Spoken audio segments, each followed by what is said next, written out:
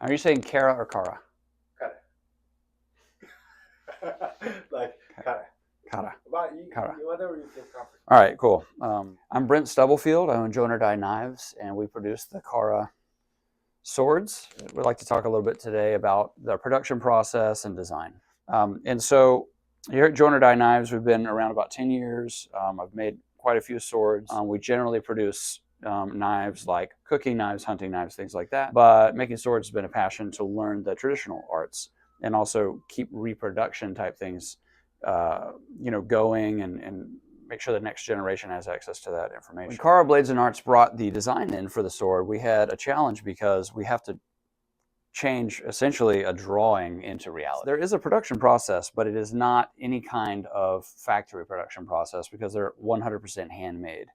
So each one has ever so slight different variations, which is a good thing when you want a truly handmade thing. But of course, we have to be in a very tight spec when it comes to if the drawing says that the distal taper is a very specific amount. The balance on these swords is important. So we have to make sure that within the slight variations of grinding and forging by hand, that we are keeping them straight, balanced, and at the specifications that they're supposed to be made. I'd like to talk a little bit about just the general process. So we start with our 8670 bar stock. We go into the forge and we forge it to shape. That has to be normalized 3 times. We oftentimes then anneal. We do some initial grinding and then quench the blade and then, of course, temper it. It has to be ground all the way up to a high machine finish. And then, of course, all these parts have to be made by hand as well.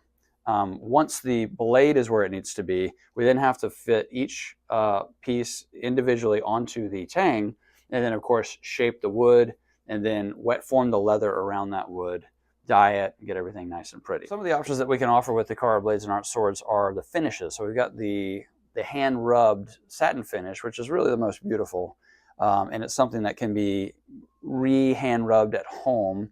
But of course, we can also offer patina finish. The reason that we don't apply a mirror finish is because these are practice swords. These are for really using, and a mirror finish will be marred instantly. It's also a little passé in the world of swords and knives these days, so we like a little bit more texture to these. So the Qara Army sword is forged out of 8670, and we prefer 8670 over 5160 because we have found through testing that it is a superior steel alloy. 5160 was essentially developed for springs, and it ended up being a good blade steel. 8670 was developed for blades, and it was developed in World War II to save nickel for cutting blades like bandsaw blades, but it's been very useful for things like sword blades. And so we really love the forgeability, the workability, and of course the durability on these. Great flex and great edge holding. Fullers, as they come into the yeoman here, seem to provide both a weight reduction and a stiffness in the spine of this blade. This is not a full 2-edged blade, but it has the double edge all the way starting at the yeoman down. So we have our diamond profile here, but with all of the advantages of a full spine going down the back into the ricasso. Because we have this extra steel here at this yeoman, we also really inform that blade weight forward of this blade, which really helps that carry its inertia through material in cutting. Now we have a leather wrapped wood handle that's all formed here, and of course we've had to hand forge and grind all of our fittings, and that really is, each one is tuned so that we get the balance point exactly where we want. Even just this little finger well right here, helping to inform without looking where I want to register that blade. We find that the balance and the weight with the combination of these different techniques really seem to come out great. With all this weight reduction up here, we actually have a maneuverable and nimble blade, even though we have a weight forward blade. And so we kind of have both, best of both worlds when it comes to these types of blades. Qara Blades Arts is really cool because we're taking this traditional craft and then actually putting it into practice and using it, doing really experimental archaeology. And so what we're able to do is have a collaboration that meets the use and practical application of these swords with just our joy of reproducing these swords and and trying to get a deeper understanding of why and how they were made. Hello, this is Jack Bauer. I'm one of the workers here at Joiner Die Knives, and had the pleasure of working on these swords for Qara Blades Arts. So I've been working with Joiner Die, working under Brent on and off for a long time, but really in the past 2 years, real steadily, full time, just being a part of the shop, getting better at my craft. And about that same time, 2 years ago, was really wanting to get into sword making and started making my own swords. Just a little bit about the making of these swords. These are fully handmade. We don't have any big CNCs doing it all. It's not a machine. Everything you see was done on a grinder by hand. The fun part with these fullers is trying to balance them and getting that straight fuller all the way across. And you can see that fuller taper with the distal taper. We've got beautiful flex. And we have 2 fullers. You see one coming all the way up to the almond and then transitioning into the false edge, going all the way right down the blade. And even this back fuller right here, you can see it's tapering as well. It's gradually aligning with the middle fuller and this little tapering back edge. So a little bit of tricky grinding, but a blast to make. And it's nice doing these, something that's not just a straightforward, simple, just fuller down the middle and that's it blade. This a little bit more complexity, which of course adds to the functionality, adds to the look, adds to the feel, adds to everything. It just makes this sword just that much more unique and special than any other sword you're going to get. Here we have the short sword or messer. As you can see, all the same kind of design profiles as the big sword, except we got the D guard, and still got a good balance even with the D guard. And much like a hunting sword, this one is going to be a lot stiffer.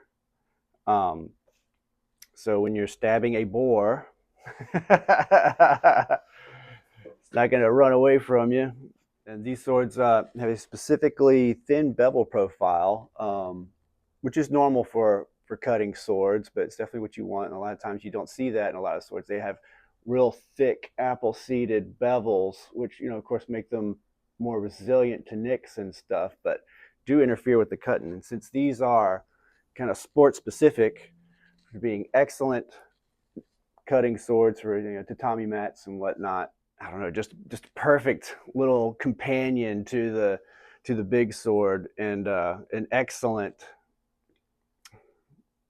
just chopper, almost like a not really a machete, but when it comes to taking out tatamis, this thing's loads of fun.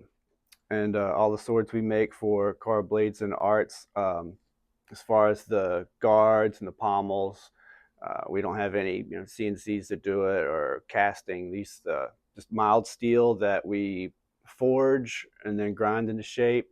But one of the key points is if you're using this thing and you're whacking at mats, then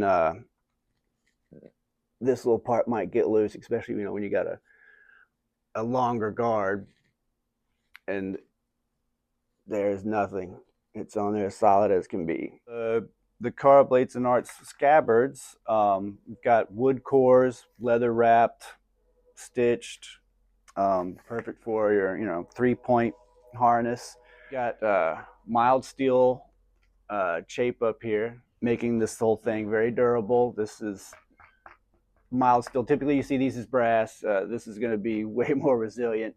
Carry around your sword and you ding it on stuff. You want your scabbard to protect it. For the messer, same deal, the 2-point, and we always test fit and want to make sure